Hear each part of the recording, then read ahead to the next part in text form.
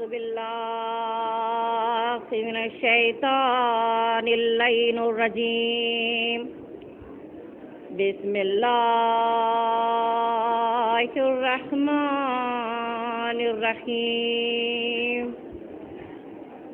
اللهم كن لوليك الحجة بن الحسن صلواتك عليه وعلى آبائه في هذه الساعات وفي كل ساعة وليا وحافظا وقائدا وناصرا ودليلا وعينا حتى اسكنه أرضك طوعا وتمتعه فيها طويلا.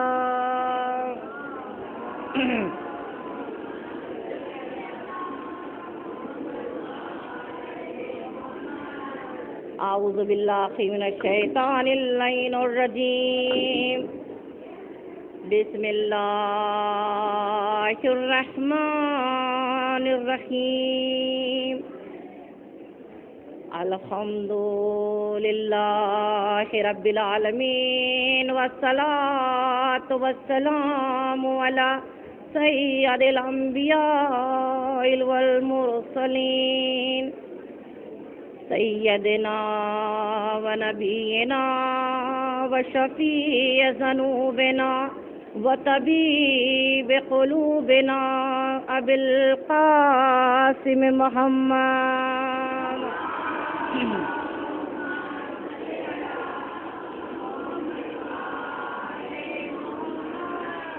على صاحب الدعوة النبوية وصولة الحيدرية والعصمة الفاطمية والحلم الحسنية وشجاعة الحسينية وعبادة السجادية والمعاصر الباقرية والآثار الجعفرية والعلوم القاسمية والحجج الرضوية وجود التقوية ونقاوة النقوية والهيبة العسكرية على غيبة الولاية القائم بالحق.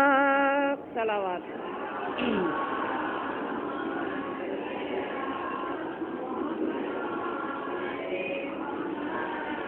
وأهل بيته الطيبين الطاهرين المعصومين المظلومين ولعنة الله على أعدائهم أجمعين من يومنا هذا إلى يوم الدين.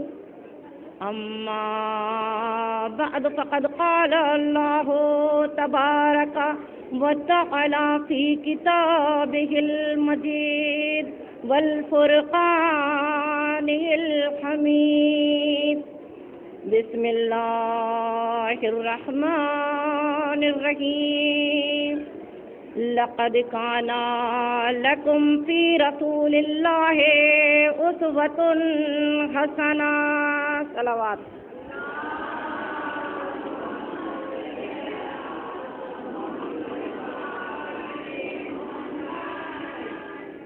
ہاتھوں کو جوڑ کر عرض کروں گی برائے مہربانی صبح سے آپ لوگ مجلسیں سنتے چلے آ رہے ہیں، شہزادی پر گریہ کر رہے ہیں، شہزادی کے فضائل بھی سن رہے ہیں اور مصائب بھی سن رہے ہیں، لیکن اب یہ جتنی بھی پریشانیاں صبح سے جتنی بھی زحمتیں اٹھا رہی ہیں آپ لوگ، اب یہ اپنی منزل تک پہنچنے والی ہے.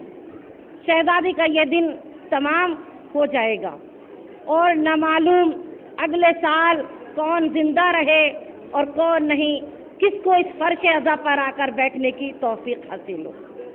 تو لہذا ہاتھوں کو جوڑ کر عرض کروں گی کہ تھوڑی دیر اس ناچیز کے لیے آپ تھوڑا سا اپنے آپ میں حوصلہ رکھیں اور ہمت دیں تاکہ آپ کا حوصلہ دیکھ کر میرے اندر بھی حوصلہ بڑھے. اگر آپ خاموشی کے ساتھ سنیں گے تو مجھے بھی پڑھنے میں زیادہ مزہ آئے گا, نہیں تو جس طرح سے آپ باتیں کرتی رہیں گی ہو سکتا ہے کہ میں چند منٹوں میں ہی اتر آؤں. صلوات بھیجیے محمد والے محمد پر.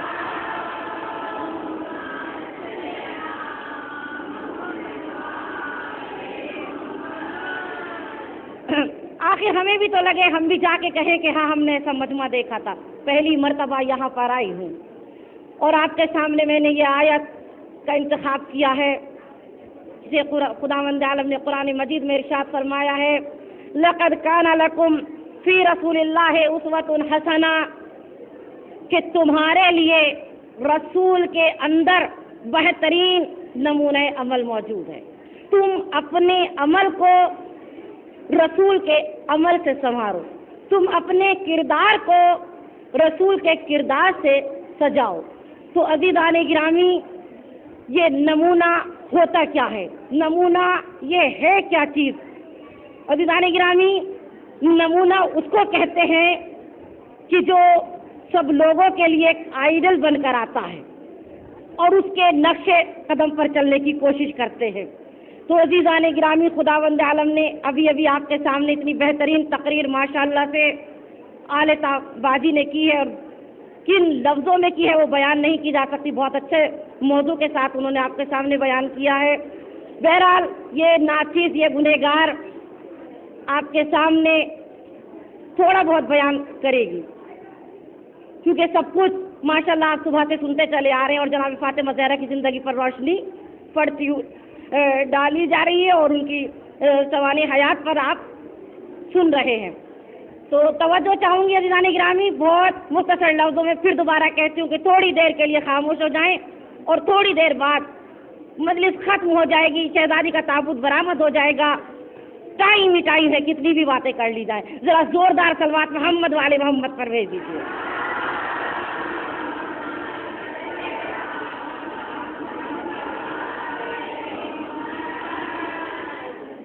تو کس کے لیے, کس رسول کو نمونہ عمل کہا؟ کہ جو سید المرسلین بن کر آئے, جو خاتم النبین بن کر آئے, جو کلمہ قیامت تک کے لیے لے کر آئے.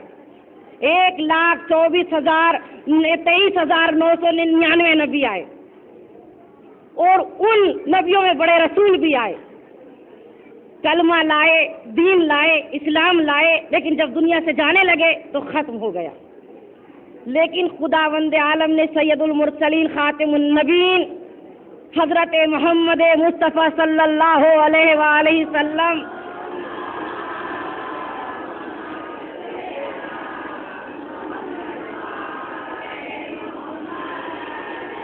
جسے کبھی خدا نے طٰہٰ کہہ کر پکارا, جسے کبھی مدثر کا خطاب ملا, جسے کبھی مدثر کہہ کر پکارا گیا, جسے کبھی یاسین کا لقب دیا گیا, وہ رسول اسلام ارشاد فرما رہے ہیں, فاطمۃ بضعۃ منی.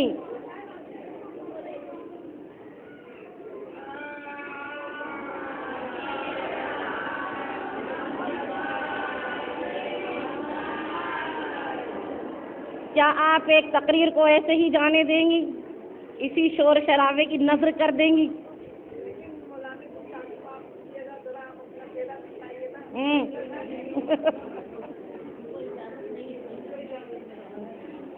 ذرا زوردار بھیجیے محمد والے محمد پر صلوات.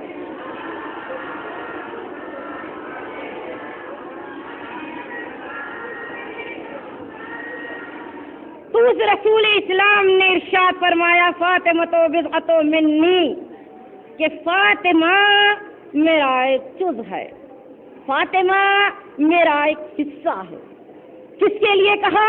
ایک بیٹی کے لیے کہا, جب اس ماحول میں کہا, اس زمانے میں کہا کہ جہاں بیٹیوں کو عزت نہیں دی جاتی تھی, جہاں پر بیٹی کے ہونے میں ماں باپ کو ذلت محسوس ہوتی تھی, اس زمانے میں کہا کہ جب بیٹیوں کو زندہ دفن کر دیا جاتا تھا, اس ماحول میں پیغمبر اسلام نے ارشاد فرمایا فاطمۃ بضعۃ منی, کہ فاطمہ میرا ایک جز ہے, فاطمہ میرا ایک حصہ ہے. عزیزان گرامی, کون فاطمہ ہے؟ دیکھیے یوں تو جناب حوا بھی اپنے دور کی عورتوں کے لیے محترم خاتون تھی، جناب آسیہ بھی اپنے دور کی عورتوں کے لیے بہترین نمونہ عمل تھی، جناب مریم بھی اپنی دور کی عورتوں کے لیے بہترین نمونہ عمل تھی، جناب خدیجۃ الکبریٰ بھی اپنی دور کی عورتوں کے لیے نمونہ عمل تھی. لیکن ان ساری بیویوں میں زندگی کا ایک نہ ایک پہلو خالی ہے. ان کی زندگی سے قیامت تک آنے والی عورتوں کے لیے یہ نمونہ عمل نہیں ہو سکتی تھی. تو خداوند عالم نے نمونہ عمل جناب فاطمہ زہرا کو بنا کر بھیجا. کیسے بھیجا؟ بھئی جناب حوا اپنے دور کی محترم خاتون ہیں، سردار ہیں، لیکن کیا وہ کسی کی بیٹی نہیں ہے، ان کے ماں باپ نہیں ہیں. تو ان کی زندگی سے ہمیں یہ سبق نہیں مل سکتا کہ ایک بیٹی کو ماں باپ کے ساتھ کیسے رہنا چاہیے، ان کے ساتھ کس طرح سے پیش آنا چاہیے. جناب آسیہ کے کوئی اولاد نہیں تھی، تو جناب آسیہ کی زندگی سے ہمیں یہ سبق نہیں مل سکتا کہ ایک اولاد کی پرورش کیسے کی جاتی ہے. جناب مریم کسی کی شریک حیات نہیں تھی، تو جناب مریم کی زندگی سے ہمیں یہ سبق نہیں مل سکتا کہ ایک شوہر کی اطاعت کیسے کی جاتی ہے، ایک شوہر کی فرما برداری کیسے کی جاتی ہے. خدیجۃ الکبریٰ میں سارے پہلو ہیں، لیکن یہ عورتیں ساری اپنے اپنے دور کی عورتوں کی سردار ہیں، اپنے اپنے دور کی عورتوں کے لیے نمونہ عمل ہیں. لیکن جناب فاطمہ زہرا وہ باعظمت بھی ہیں کہ جو قیامت تک آنے والی عورتوں کی سردار ہیں. صلوات بھیجیے محمد والے محمد.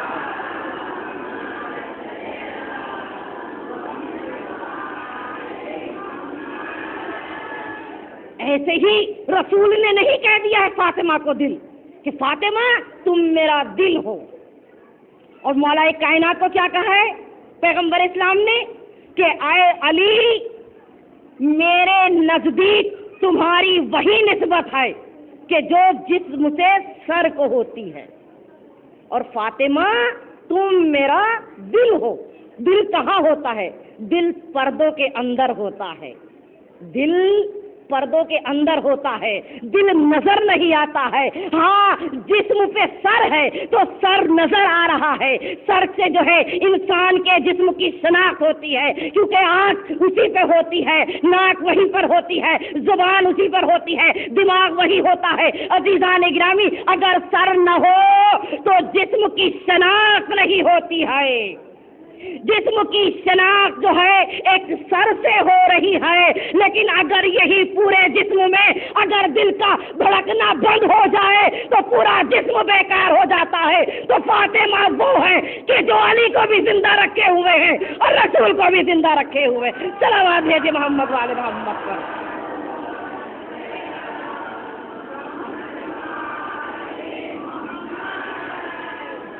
تو رسول نے ایسے ماحول میں کہا کہ فاطمہ تم میرا جز ہو، فاطمہ تم میرے جسم کا ٹکڑا ہو.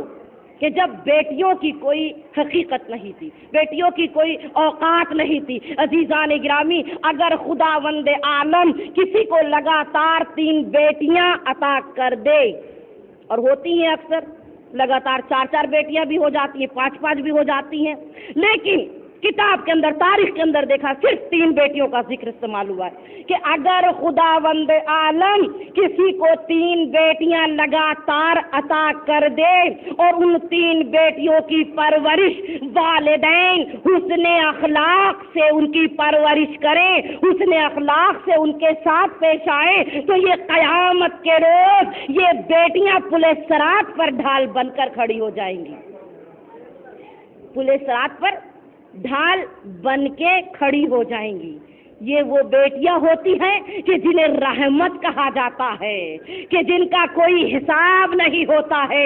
عزیزان گرامی، بیٹے نعمت ہیں، بیٹیاں رحمت ہیں۔ نعمتوں کے بارے میں سوال ہوگا لیکن رحمتوں کے بارے میں سوال نہیں ہوگا۔ تو بس عزیزان گرامی، رسول نے کہا فاطمہ تم میرا دل ہو، فاطمہ تم میرا ٹکڑا ہو۔ کہیں رسول کہتے ہوئے نظر آتے ہیں ام ابیہا، اور یہ کس وقت کہا کہ جب کسی نے آ کے اطلاع دی، اے اللہ کے رسول، اے بی بی آپ کے بابا سجدے سے سر کیسے اٹھائیں، کیونکہ پشت کے اوپر جو ہے غلاظت پڑی ہوئی ہے۔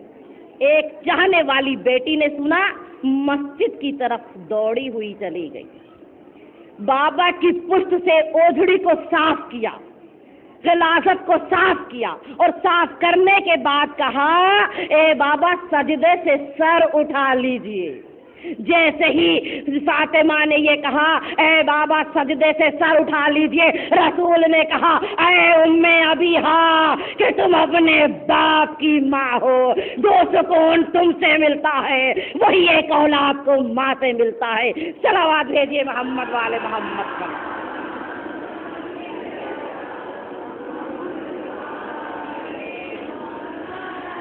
اور آج کا وہ دن ہے کہ فاطمہ زہرا با عظمت بی بی کا دن ہے، اور یہ وہ مذہب ہے کہ جسے خداوند عالم قرآن مجید میں کہہ رہا ہے ان الدین عند اللہ الاسلام، کہ میرا پسندیدہ دین دین اسلام ہے۔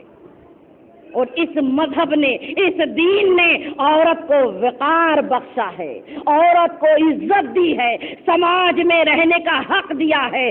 کبھی شریک حیات بنا کر اسے ملکہ کا درجہ دیا، کبھی باپ کے گھر میں بیٹی پیدا کر کے اسے رحمت بتایا، اور کبھی ماں بنا کر اس کے پیروں کے نیچے جنت قرار دے دی، یہ کہہ کے الجنت تحت اقدام امہاتکم، کہ تمہاری ماؤں کے قدموں کے نیچے جنت ہے۔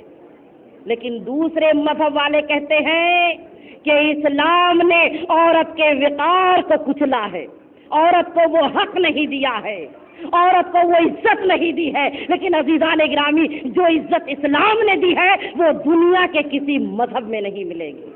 کہتے ہیں کہ تمہارے مذہب میں عورت قاضی نہیں بن سکتی، قضاوت نہیں کر سکتی۔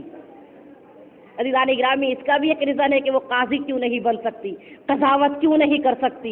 اس لیے کہ قاضی کا جب قاضی جو ہوتا ہے اور جب وہ فیصلہ دیتا ہے تو اس فیصلے میں چاہے رشتہ دار ہو، چاہے اولاد ہو، چاہے غیر لوگ ہو، لیکن فیصلہ اسے حق کے مطابق کرنا ہے۔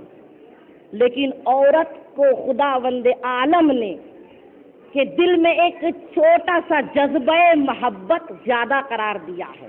عورت کا دل نازک ہے، اس لیے عورت قضاوت نہیں کر سکتی کہ یہاں دل کی، یہاں محبت نہیں چلتی ہے، یہاں نرم گوشہ نہیں چلتا ہے، اس لیے عورت قاضی نہیں بن سکتی ہے۔ کہتے ہیں کہ اسلام نے عورت کو کچلا ہے۔ کس طرح سے کچلا ہے کہ عورت کو چہار دیواری میں رکھا گیا ہے۔ بس 2-3 پوائنٹ آپ کے سامنے پیش کرتی ہوں کہ عورت کو چہار دیواری میں رکھا گیا ہے، عورت کو میراث میں حصہ نہیں دیا گیا ہے، عورت کو مرد کی محکومہ بنا کر رکھا ہے، مرد حاکم اور عورت محکومہ، یعنی اس کی ماتحت حکم کے مطابق زندگی گزارے۔ عزیزان گرامی، بہت توجہ چاہوں گی، اور میں نے دیکھیے بات کو پھیلایا بھی نہیں ہے، اور بہت زیادہ میں نے کہ بہت مختصر لفظوں میں بات کو سمیٹا، کیونکہ ایک اور مجلس ہونی ہے اور اس کے بعد شہزادی کا تابوت برآمد ہوگا۔ بس بہت مختصر لفظوں میں آپ کا ٹائم لیتی ہوں، آپ کا وقت لیتی ہوں کہ عورت کو چہار دیواری میں رکھا گیا ہے۔ عورت کو جیسے مرد کھلی ہوا میں سانس لیتا ہے ایسا عورت نہیں لیتی ہے۔ تو جانے گرامی، اس کا ایک ریزن ہے۔ دیکھیے، ہم کسی کے گھر جاتے ہیں، مثال کے طور پر توجہ چاہوں گی، جو صاحبہ باتیں کر رہی ہوں تھوڑی دیر کے لیے خاموش ہو جائیں، کیونکہ ہمارے ہی عزت کی بات ہے، ہماری عظمت کو کتنا بلند خداوند عالم نے قرار دیا ہے۔ اگر ہم کسی کے گھر جاتے ہیں اور ہم جب وہاں جاتے ہیں اچھا اچھا صوفہ بچھا ہوا ہوتا ہے، بہترین سے بہترین ڈنر سیٹ نکالا جائے گا، کوئی مہمان آئے گا تو اچھے سے اچھے لیمن سیٹ نکالے جائیں گے، اچھے سے اچھا سامان نکالا جائے گا. لیکن جب مہمان کے آنے کا پتہ چل جاتا ہے، اگر ہمارا 500 کا نوٹ باہر رکھا ہوا مل جائے ڈریسنگ ٹیبل پہ، یا ہمارے ہاتھ کی انگوٹھی ڈریسنگ ٹیبل پہ رکھی ہوئی مل جائے، تو ہم فوراً اٹھا کے اسے کباڑ میں رکھیں گے، یہ سوچ کے کہ پہلے اس کو رکھ دیں، مہمان آنے والے ہیں. اب دیکھیں توجہ چاہیے، یعنی ہزاروں کا صوفہ، ہزاروں کا ڈنر سیٹ، ہزاروں کی سجاوٹ کی چیزیں، لیکن ایک 500 روپے کے نوٹ کو سب سے پہلے اٹھا کر ہم کباڑ میں رکھتے ہیں. تو عزیزان گرامی، بس بہت پھیلانے کی ضرورت نہیں سمجھتی ہوں، سمجھدار مجمع ہے، سو اشارہ سمجھ گیا ہوگا کہ عورت کی عظمت کتنی بلند و بالا ہے، کتنی بلند و بالا ہے کہ اسے حفاظت سے رکھا گیا ہے. وہ سجاوٹ کی چیز نہیں ہے کہ ہزاروں لاکھوں کی طرح سے اسے سجا کے رکھا جائے، بلکہ 500 روپے کے نوٹ کی قیمت سمجھ کے اسے جو ہے چھپا کے رکھا جائے، اس کی آبرو کو بچا کے رکھا جائے. عزیزان گرامی، دوسرا جملہ کہ عورت کو باپ کی میراث میں ایک حصہ ہے اور لڑکے کا دوہرا حصہ ہے. کہاں کا انصاف رہ گیا؟ مرد پھر بازی مار گیا، عورت پھر مظلوم رہ گئی، باپ کی دولت میں ہی ایک ہی حصہ پا رہی ہے. تو عزیزان گرامی، لڑکے کو دوہرا حصہ اسلام نے دیا ہے، شرع نے بتایا دوہرا حصہ. اب لڑکے کو دوہرا حصہ مل گیا، لڑکا کہیں نہیں جا رہا ہے، لڑکا اپنے باپ کے گھر میں رہ رہا ہے. لڑکی نے ایک حصہ باپ کی جائیداد میں پا لیا، شادی ہو کے گئی تو شوہر کی جائیداد میں سے بھی ایک حصہ پا لیا. کہاں کی مظلوم رہ گئی عورت؟ برابر حق ہو گیا. اگر اسے بھی دوہرا حصہ مل گیا تو شریعت نے یہاں بھی عورت کو دوہرا حق ادا کر دیا. اب یہ کہا جاتا ہے کہ عورت، تیسرا جملہ بہت مختصر لفظ میں، تیسرا جملہ کہ عورت مظلوم ہے اس لیے کہ وہ بغیر مرد کی اجازت کے کچھ نہیں کر سکتی ہے. مرد حاکم ہے، اس کے ماتحت اسے زندگی گزارنی ہے، اس کے ماتحت اسے زندگی گزارنی ہے. تو عزیزان گرامی، اگر عورت کو ایک مرد کے ماتحت زندگی گزارنے کا حکم دیا ہے تو شرع نے اسی مرد کو ماں کے قدموں کے نیچے جھکا دیا ہے. اور جنت و تحت اقدام امہاتکم.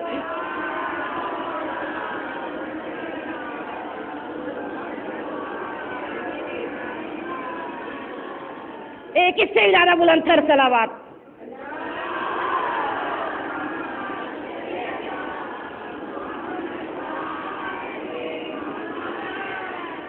اور یہی وجہ ہے کہ شہزادی کائنات نمونہ عمل بن کر آئیں، اور اپنے دور کے لیے نہیں، صرف قیامت تک کی عورتوں کے لیے نمونہ عمل بن کر آئی ہیں. 5 سال کا سن ہے، چھوٹی سی عمر ہے. بہت مشہور واقعہ ہے. کسی نے آ کے کہا، ایک بیچارہ غریب یہودی ہے، کسی نے آ کے کہا یا رسول اللہ، آپ کی بیٹی اگر میرے یہاں شادی میں آ جائے تو میری شادی کو 4 چاند لگ جائیں گے. پیغمبر اسلام نے قبول کر لیا. شہزادی فاطمہ زہرا سے کہا، میری لال، تمہیں فلاں دن یہودی کے یہاں جانا ہے. اب جناب فاطمہ وہ وقت آیا، تیار ہوئی. جب جیسے ہی تیار ہوئی اس وقت جناب خدیجہ الکبریٰ زندہ تھی. کہا، اے میری لال، تم ملکۃ العرب کی بیٹی ہو کر ایسے لباس میں جاؤ گی؟ میری لال، ابھی تمہاری ماں زندہ ہے، یہ بہترین لباس ہے، اسے پہن لو، اور یہ زیور ہے، اسے زیب و تن کر لو. کہا، مادر گرامی، آپ نہیں جانتی، عورت کا لباس اس کا تقویٰ ہے. لباس کی ضرورت نہیں ہے فاطمہ کو، کیونکہ عورت کا لباس اس کا تقویٰ ہے. اے مادر گرامی، فاطمہ کو زیور کی ضرورت نہیں ہے، کیونکہ عورت کی حیا اس کا زیور ہے. فاطمہ شان سے چلی، یہودی کے یہاں پہنچی. آج بھی ہمارے سماج میں ہمارے یہاں یہ دیکھا جاتا ہے اگر بیچارہ کوئی غریب شادی میں آ جاتا ہے, لباس اچھا نہیں ہوتا ہے, تو ہم کہتے ہیں دیکھو کیسے کپڑوں سے یہ آ گیا ہے, اسے آنا ہی نہیں چاہیے تھا. تکبر کرتے ہیں, گھمنڈ کرتے ہیں. آج بھی ہے یہ, اس زمانے میں بھی تھا جب یہودی کے اس غریب کے یہاں فاطمہ پہنچی اسی سادے لباس میں, تو دوسرے یہودی عورتیں کہنے لگی کہ جب ہم شادی کریں گے تو ہم بتائیں گے کہ لباس ہوتا کیا ہے, شادیاں ہوتی کیا ہے. یہ تو ایک غریب کی شادی تھی جس میں آ گئی. لہذا اب ایک پیسے والے یہودی نے پیغمبر اسلام سے کہا کہ میری بیٹی کی شادی ہے, آپ بھیجنا. اگر فاطمہ آئیں تو میری بیٹی کی شادی کو 4 چاند لگ جائے. رسول اسلام نے اس کی دعوت نامے کو بھی قبول کر لیا. اب جب قبول کر لیا اور چلنے کا وہ وقت آیا, آواز قدرت آئی, اے میرے حبیب ابھی رک جاؤ, ابھی فاطمہ جانے نہ پائیں, رک جاؤ. پروردگار کس لیے کہا؟ فاطمہ زیور سے آراستہ ہو کے جائیں گی, فاطمہ لباس سے آراستہ ہو کر جائیں گی, فاطمہ سواری سے جائیں گی. اے پالنے والے میری بیٹی کو لباس کی ضرورت نہیں ہے, اے پالنے والے میری بیٹی کو دنیا کے زیور کی ضرورت نہیں ہے. آواز قدرت آئی, اے میرے حبیب تم سے کس نے کہا فاطمہ دنیا کے زیور پہنے گی؟ جس چیز کو فاطمہ ٹکرا چکی ہو فاطمہ وہ زیبوتا نہیں کریں گی. اے میرے حبیب فاطمہ نور کی ہے تو لباس بھی نورانی ہوگا, زیور بھی نورانی ہوگا, سواری بھی نورانی ہوگی. جنت سے لباس آ گیا, جنت سے زیور آ گئے, فاطمہ تیار ہو گئی. کہا خدمت کے لیے کنیزیں بھی جائیں گی. اے میرے حبیب یہ کنیزیں دنیا کی نہیں ہوں گی, یہ دنیاوی کنیزیں نہیں ہوں گی, میری کنیزیں خاص کے لیے جو ہے کنیزیں نور کی ہوں گی. جس وقت فاطمہ تیار ہو کے نکلی, آگے آگے کنیزیں ہیں, پیچھے پیچھے فاطمہ کی سواری ہے, اور جیسے ہی گھر میں داخل ہونا چاہتی ہے چاروں طرف نور ہی نور پھیل گیا.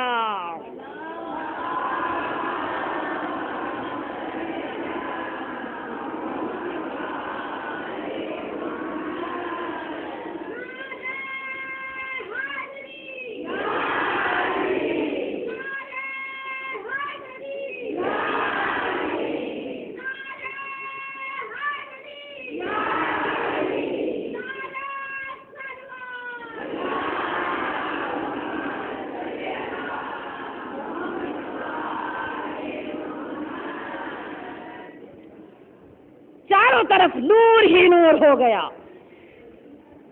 سب بے ہوش ہو گئیں. تھوڑی دیر بعد سب ہوش میں آ گئیں, لیکن دلہن مردہ پائی گئی. لڑکی کی ماں رسول کی بیٹی کے پاس جاتی کہتی ہے بی بی میں نے آپ کو شادی میں اس لیے بلایا تھا کہ تاکہ میری شادی برکت ہو جائے, لیکن یہاں تو دلہن ہی مر گئی. کہا کیا چاہتی ہو؟ کہا دلہن کو زندہ چاہتی ہوں, میری بیٹی کو زندہ کر دو. دیکھیے آج ہم کہتے ہیں کہ ہماری دعاؤں میں اثر نہیں ہے, ہم کہتے ہیں ہماری دعاؤں میں اثر نہیں ہے, ہماری دعا قبول نہیں ہو رہی ہے, لیکن کیا ہم کبھی اس شرط پہ دعا مانگتے ہیں جس شرط پہ ہمیں دعا مانگنی چاہیے, جس طریقے سے ہمیں دعا مانگنی چاہیے؟ ارے شہزادی وہ بھی ہیں کہ اگر مولا کائنات کسی کو زندہ کرتے تھے تو ٹھوکر مار کے کہہ دیتے تھے قم باذنی, حکم خدا سے کھڑا ہو جا, وہ کھڑا ہو جاتا تھا. لیکن رسول کی بیٹی نے, یہودی کا گھر ہے, پانی منگایا, مصلی بچھایا, 2 رکعت نماز پڑھی, ہاتھوں کو اٹھا کے کہا, ابھی ہاتھ اٹھے ہی تھے کہ دلہن زندہ ہو گئی, کلمہ شہادت پڑھتی ہوئی اٹھ بیٹھی.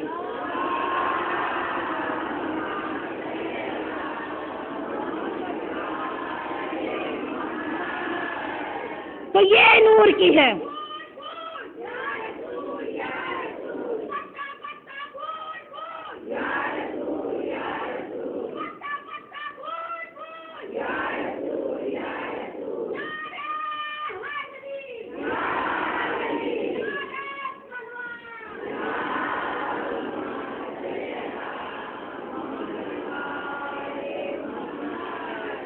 تو فاطمہ نور کی ہے، نورانی ہے، اسی لیے تو ایک مرتبہ جب پیغمبر اسلام نے شہزادی کے دروازے پہ دق الباب کیا، دروازہ کھٹکھٹایا، کہا کون؟ کہا میں تمہارا بابا رسول، کہا آ جائیے اندر، کہا اجازت چاہتا ہوں، کہا اندر آ جائیے، کہا فاطمہ میں اکیلا نہیں ہوں بلکہ میرے ساتھ میرا ایک صحابی بھی ہے۔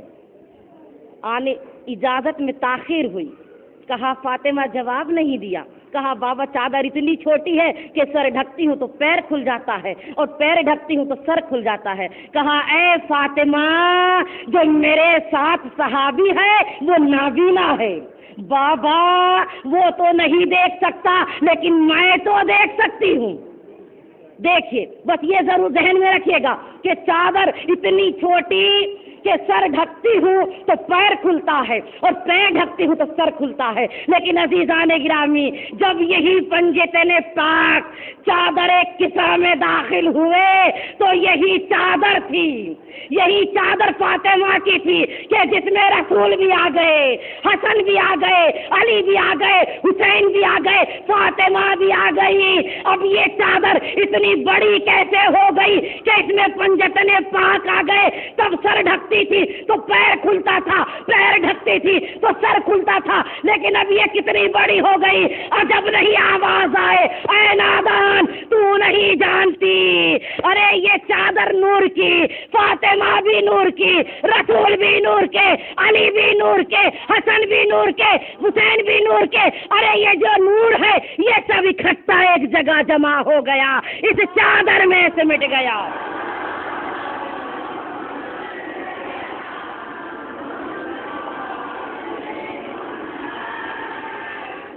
بس ایک چھوٹی سی اور بات کہ جب کمرے کے اندر کمرہ بند ہے، لائٹیں لگی ہوئی ہیں، بلب لگے ہوئے ہیں، آپ اگر ایک بلب جلا دے تو تب کمرہ روشن ہو جائے گا، آپ 2 بلب جلا دے تب کمرہ روشن ہو جائے گا، آپ 10 بلب جلا دے تب کمرہ روشن ہو جائے گا، کتنے بھی بلب جلا دیجیے آپ کمرہ روشن ہو نہیں ہونا ہے، لیکن وہ روشنی کمرے کے اندر تو خوب ہو جائے گی، نہ تو دروازہ توڑ کر باہر نکلے گی، نہ کھڑکی کھول کے باہر نکلے گی، روشنی وہ ساری اندر ہی اندر رہے گی۔ تو اسی طرح سے یہ نورانی انوار ہے، یہ وہ نور ہے کہ جب اکٹھا ہو گئے تو جبرائیل پوچھتا ہے پالنے والے اس چادر کے نیچے کون ہے؟ اے نادان جبرائیل تو روز آتا ہے، کبھی آیتیں لے کے آتا ہے، کبھی جھولا جھلانے کے لیے آتا ہے، کبھی چکی چلانے کے لیے آتا ہے، لیکن آج تو پہچان نہیں پا رہا ہے تو عجب نہیں جبرائیل آواز دے اے نادان، ارے میں علیحدہ علیحدہ جاتا ہوں، کبھی رسول کے پاس گیا، کبھی علی کے پاس گیا، کبھی فاطمہ کے پاس گیا، کبھی حسن کے پاس گیا، کبھی حسین کے پاس گیا، ارے اب میری سمجھ میں نہیں آ رہا ہے، یہ سارے نور اکٹھا ہو گئے ہیں۔ تو تعارف کس کے ذریعے ہوا؟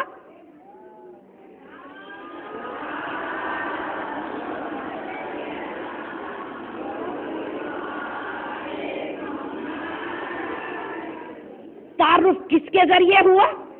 شہزادی کائنات کے ذریعے ہوا۔ آیت تطہیر کب مکمل ہوئی؟ چادر میں رسول بھی تھے، چادر میں علی بھی تھے، چادر میں حسین بھی تھے، چادر میں حسن بھی تھے، لیکن آیت تطہیر ابھی نہیں اتری تھی۔ ادھر فاطمہ چادر کے لی طرف بڑھی، ادھر آیت تطہیر نازل ہوئی۔ جیسے ہی فاطمہ چادر کے اندر داخل ہوئی فوراً آیت تطہیر نازل ہو گئی، انما یرید اللہ لیذھب عنکم الرجس اہل البیت ویطہرکم تطہیرا۔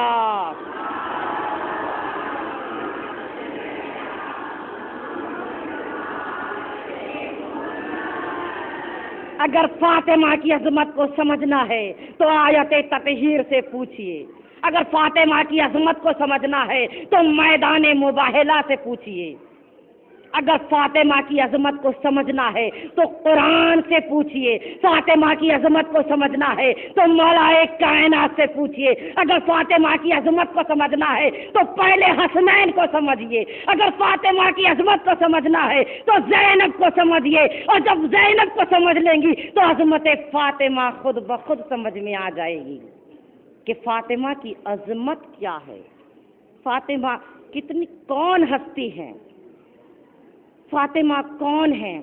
فاطمہ نور ہے، فاطمہ تبلیغ کار رسالت انجام دینے والی وہ بی بی ہے جو رسالت اور امامت کی ماں ہے، کیونکہ قرآن بھی انہی کے دروازے سے ملا ہے، رسالت بھی انہی سے ملی ہے، امامت بھی انہی سے ملی ہے۔ یہی وجہ ہے کہ جب فاطمہ زہرا ماں کے شکم مبارک میں آئی تھی اور خدیجۃ الکبریٰ تنہائی محسوس کرتی تھی تو شکم مبارک سے یہی آواز آئی تھی، اے مادر گرامی آپ غمگین نہ ہو، آپ مجھ سے باتیں کیا کریے۔ یہ وہ باعظمت بی بی ہے کہ جو اپنی ماں کی تنہائی کو دور کرنے والی بیٹی ہے۔ رسول اسلام نے دیکھ لیا، کہا اے خدیجہ کس سے باتیں کر رہی ہو؟ کہا کسی سے نہیں، کہا میں نے تمہیں بات کرتے ہوئے سنا ہے، کہا جب آپ نے سن ہی لیا ہے تو بتا دوں کہ جو میرے شکم میں بچہ ہے میں اس سے باتیں کر رہی ہوں۔ بس ایک مرتبہ رسول اسلام نے کہا اے خدیجہ تم اسے بچہ نہ کہو بلکہ یہ بچی ہے، ارے یہ وہ بیٹی ہے، دنیا کی نسل بیٹوں کے ذریعے سے چلے گی لیکن ہماری نسل فاطمہ کے ذریعے سے چلے گی۔ اگر یہ ایک امام کی زوجہ ہوگی تو 11 اماموں کی ماں ہوگی۔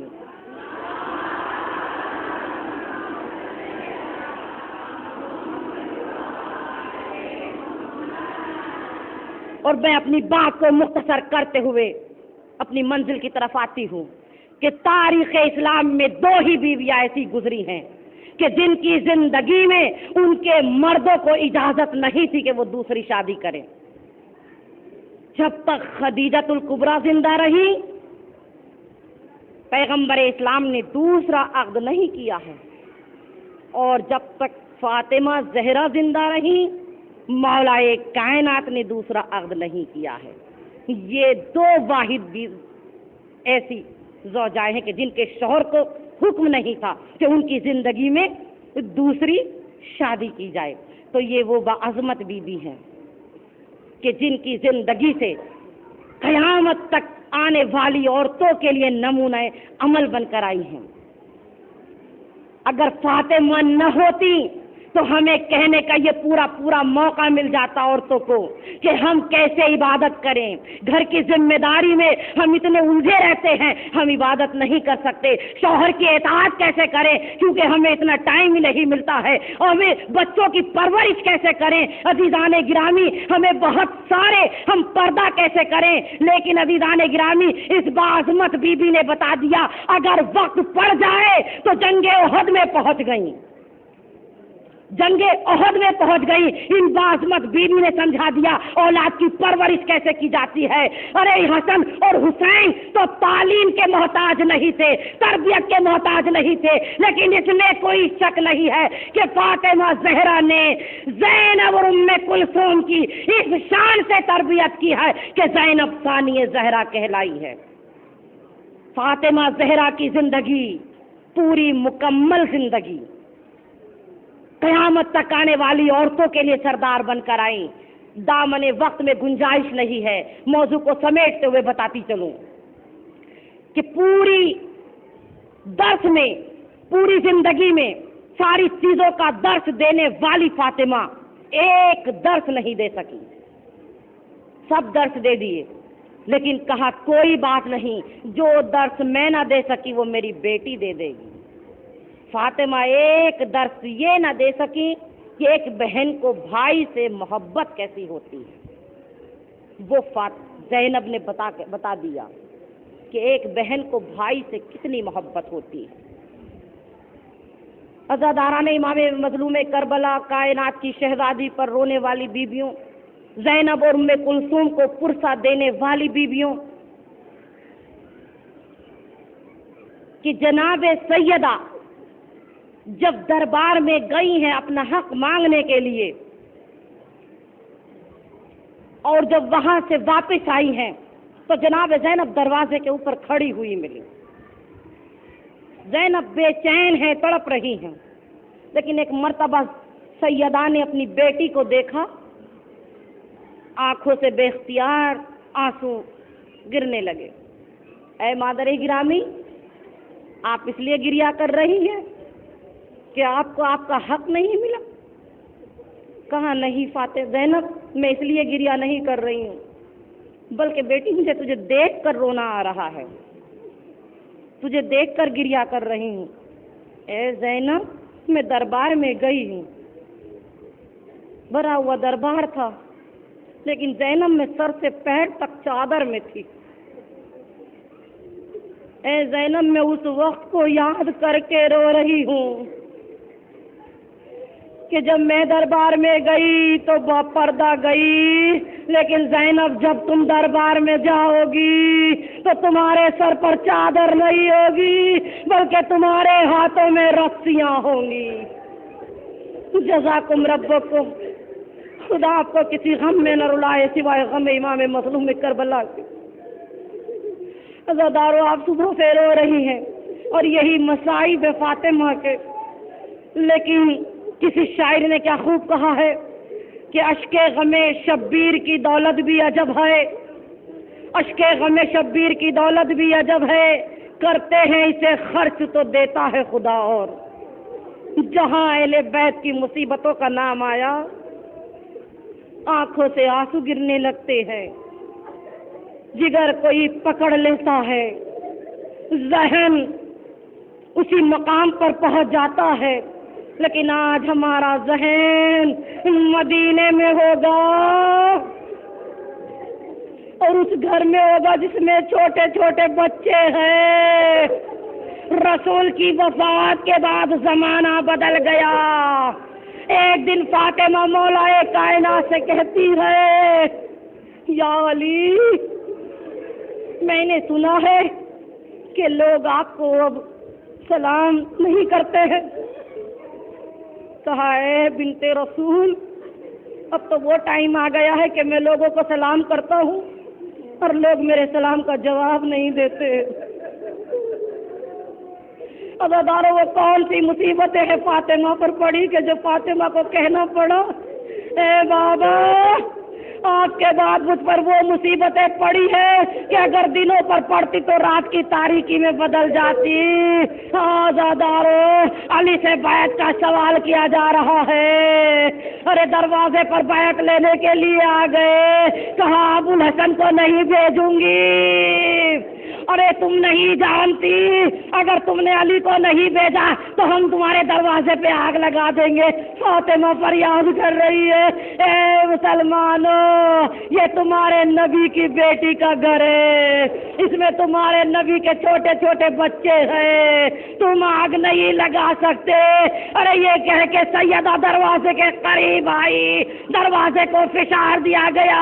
عزادارو, ایک مرتبہ لکڑیوں میں آگ لگا دی گئی, دروازے کو فشار دینا شروع کیا. ادھر سیدہ تھی, ادھر سے دروازے کو فشار دیا گیا. سیدہ دیوار اور دروازے کے درمیان پھنس گئی, ایک چیخ ماری, ارے میرا محسن, میرا محسن شہید ہو گیا. یہ کہہ کے فاطمہ غش کھا کے گر پڑی, اور جب فاطمہ کو ہوش آیا تو کیا دیکھا, علی کے گلے میں رسن کا پھندا. ابو الحسن کو چھوڑ دو, نہیں تو سر کے بال کھول دوں گی. اے بی بی, آپ نے گلے میں رسن کا پھندا دیکھا, ہاتھوں کو اٹھانا شروع کر دیا. ذرا کربلا میں آ جائیے, جہاں سید سجاد بیماری کے عالم میں ہاتھوں میں ہتھکڑیاں ہے, پیروں میں بیڑیاں ہے, گلے میں خاردار توق ہے. آزادارو, جزاکم ربکم. زینب ام کلثوم کو پرسہ دینے والی بیویوں, کوئی بھی ماں اپنے بچوں کو چھوڑ کر جانا پسند نہیں کرتی ہے, اور اس عالم میں کہ جب زمانہ بدل گیا ہو، جب حالات خراب ہو، کوئی ماں نہیں چاہے گی، لیکن فاطمہ ہاتھوں کو اٹھا کے کہتی ہے پالنے والے فاطمہ زندہ نہیں رہنا چاہتی۔ عزادارو، ایک دن فاطمہ نے کھانا بھی بنا دیا، بچوں کے کپڑے بھی دھو دیے، بچوں کو نہلا دھلا کے تیار بھی کر دیا۔ مولا کائنات آئے، چہرے پر آثار خوشی دیکھے، کہا اے بنت رسول، میں نے آپ کے چہرے پر جب سے آپ کے بابا کی وفات ہوئی ہے مسکراتے ہوئے نہیں دیکھا ہے۔ کہا یا ابوالحسن، میں نے رات بابا کو خواب میں دیکھا ہے۔ عزادارو، بس یہ وہ مصائب ہیں کہ جو دل کو نچوڑ دیتے ہیں، کیونکہ ماں وہ عظیم ہستی ہوتی ہے کہ ہر بچہ، ہر اولاد، اگر کوئی دل میں سوال آتا ہے یا کوئی دل میں بات ہوتی ہے تو وہ سب سے پہلے اپنی ماں سے بیان کرنا چاہتا ہے، اپنی ماں کو بتانا چاہتا ہے۔ عزادارو، بس ایک مرتبہ مولا کائنات سے جناب زینب نے بہت مختصر لفظوں میں مجلس تمام کرتی وصیتیں کرنی شروع کی۔ مصائب آپ سن چکے ہیں، وصیتیں کرنی شروع کی اور ان وصیتوں میں یہ کہا یا ابوالحسن، میری قبر پہ روز قرآن ضرور پڑھنا۔ فاطمہ نے ساری وصیتوں میں ایک وصیت یہ بھی کی کہ یا ابوالحسن، میری قبر پر بیٹھ کر قرآن ضرور پڑھنا۔ عزادارو، زینب سیدہ نے اسما کو بلایا، اسما سے سمجھا دیا، اسما دیکھو میرے حسن حسین کو ارے میرے مرنے کی اطلاع بعد میں دینا، پہلے کھانا کھلا دینا، میں حجرے میں جاتی ہوں۔ عزادارو، رسول کی بیٹی حجرے میں گئی، اسما نے جا کے دیکھا اور اے رسول کی بیٹی دنیا سے جا چکی ہے۔ اسما نے رونا شروع کیا، اتنے میں بچے آ گئے۔ اب اسما نے فوراً دسترخوان اٹھایا، دسترخوان کو بچھانا شروع کیا، کھانا لگانا چاہتی ہے۔ ایک مرتبہ حسن حسین نے کہا اے اسما، ہماری اماں کہاں ہے؟ بچوں پہلے کھانا کھا لو۔ اسما، تم جانتی ہو ہم نے بغیر ماں کے کھانا نہیں کھایا ہے، ارے جب تک اماں نہیں آئیں گی ہم کھانا نہیں کھائیں گے۔ اے بچوں، تمہاری ماں دنیا سے چلی گئی۔ بچے روتے ہوئے علی کے پاس گئے، بابا ہم یتیم ہو گئے، اماں چلی گئی۔ ابو الحسن آئے، ارے مولا کائنات نے جناب سیدہ کو غسل و کفن دیا، جنازہ تیار کیا، جنازہ تیار کرنے کے بعد بچوں کو آواز دی، ارے بچے آئے، ماں کا آخری دیدار کر لیا۔ زینب قریب آئی، اے اماں، اماں ہمیں کس پہ چھوڑ کے جا رہی ہو؟ اے اماں، زینب اب کس سے حال دل بیان کرے گی؟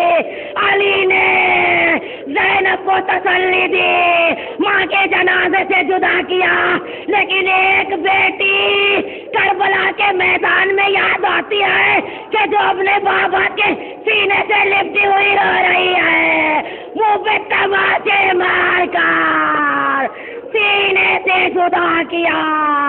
جنت البقیع میں جنازہ گیا، قبر میں علی نے اتارا، کہا اے بیٹے رسول کی بیٹی، رسول سے شکایت نہ کرنا، ارے جب رسول نے مجھے دیا تھا تم صحیح و سالم تھی، لیکن آج جب میں رسول کو دے رہا ہوں تمہاری 2 پسلیاں ٹوٹی ہوئی ہے۔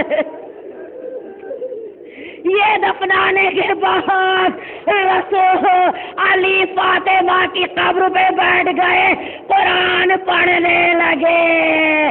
قرآن پڑھتے پڑھتے علی کو غش آ گیا۔ فاطمہ کہہ رہی ہے اے ابوالحسن، گھر چلے جاؤ، میرا حسین رو رہا ہے۔